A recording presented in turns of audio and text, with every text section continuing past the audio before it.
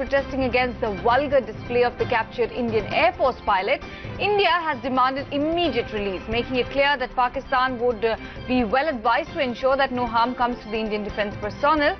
In a strongly worded statement, the MEA claimed that Pakistan has violated all the norms of International Humanitarian Law and the Geneva Convention.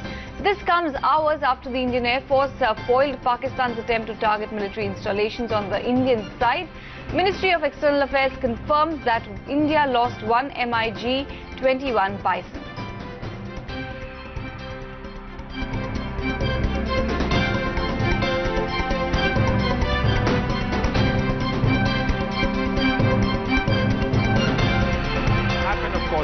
India called in the Pakistani Deputy High Commissioner into the MEA and made three important points in the démarche. The first, of course, related to the Indian pilot who is in Pakistani captivity. And the first thing that India said was, we want him back. And he has to be treated well. There are already videos doing the round of him being beaten up. And that is not something India has appreciated. The second point that was really made was the fact that while India went into Pakistan to destroy a terror camp far away from civilian areas, far away from military areas, what Pakistan and its Air Force tried to do was actually try and attack a military camp. Now that is not acceptable either. The third point is the general point of terror. This has come to pass only because Pakistan has actually helped terrorists. They have trained them, financed them, armed them, and sent them across the border. The basic point is that all of this has to stop. Meanwhile, speaking at the press conference, the Ministry of External Affairs confirmed that an Indian pilot is missing in action and that Pakistan has claimed that the pilot is in their custody. Listen in. India had informed about counter-terrorism action it took yesterday against a terrorist training camp of Jaish-e-Mohammed in Pakistan, based on credible evidence that Jaish-e-Mohammed intended to launch more attacks.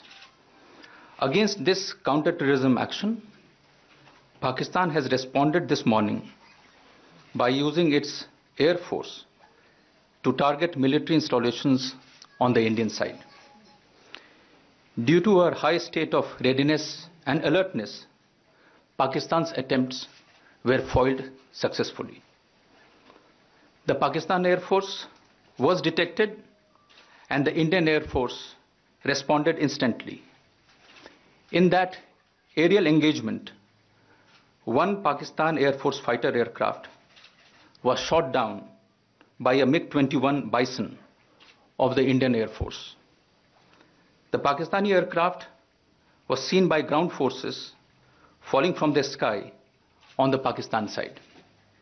In this engagement, we have unfortunately lost one MiG-21. The pilot is missing in action.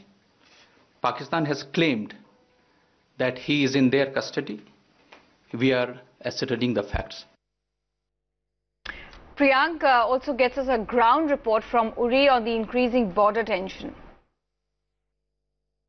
See, I'm right at the LOC in Uri sector where the shelling continued till late in the evening, till the time Imran Khan came up with his peace message for India that they want peace in the country. But the fact of the matter is that there was a posting which was done by the Pakistani army before the press conference by the Pakistani Prime Minister, just to show that Pakistani army works under the Prime Minister, which is actually has not been a fact over the period of time, because Imran Khan has always been dominated by the ISI. He has been dominated by the Pakistani army generals. But in this particular scenario, when the Pakistanis are afraid that our forces can once again go and hit out on the terror camps, Pakistani army started shelling since the time they got to know that India will retaliate. Yesterday also, after the operation which was conducted by the Indian Armed Forces, there was speculation that India can once again hit back. That's why in both the sides, there was a ceasefire violation. If you talk about Uri, till 4:30, I could hear sounds of explosion which was happening from the other side of the valley. And similar thing happened in Poonch sector. But now situation remains to be very calm.